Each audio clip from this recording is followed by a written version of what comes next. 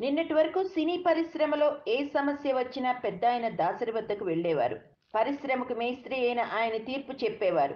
ఎవరిది తప్పు, ఎవరిది ఒప్పు అని తేల్చేవారు. ఈ విషయం ఇండస్ట్రీలోని అందరికీ తెలుసు. ఇక కార్మికులు కూడా తమ సమస్యలను దాసరి వద్దకే తీసుకెళ్లేవారు. కాగా దాసరి తర్వాత తెలుగు ఇండస్ట్రీలో సమస్యలను తనదైన శైలిలో పరిష్కరించే వ్యక్తిగా తమ్మారెడ్డి భరద్వాజకు పేరుంది. ఆయన కూడా అందరికీ న్యాయమైన తీర్పులు చెప్పే పెద్ద మనిషిగా పేరు తెచ్చుకున్నారు. కార్మిక పక్షపాతిగా పేరుంది. ఇక దాసరి మరణం తర్వాత పరిశ్రమలోని సమస్యలు బయటకు తీసుకెళ్లి నానా హంగామా చేయకుండా కలిసి కూర్చుని చర్చించుకుని పరిష్కారం తీర్చుకునే పరిస్థితి ఉందా?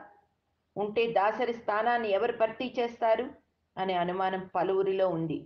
చాలామంది తమ్మారెడ్డిని ఇక సినీ పెద్దగా వ్యవహరిస్తాడని భావించారు.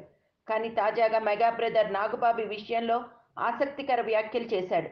దాసరి తర్వాత పరిశ్రమ పెద్ద దిక్కును కోల్పోయింది. ఇక ఆయన తర్వాత పరిశ్రమకు పెద్ద దిక్కుగా వ్యవహరించడానికి మోహన్ బాబు వంటి వారు ఉన్నారు అని నాగబాబు వ్యాఖ్యానించాడు.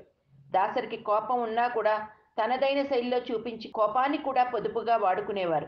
కానీ మోహన్ బాబుకు ముక్కు మీదే కోపం ఉంటుంది. మరి మోహన్ బాబు పేరు నాగబాబు తెరపైకి తేవడం ఆశ్చర్యకరమే.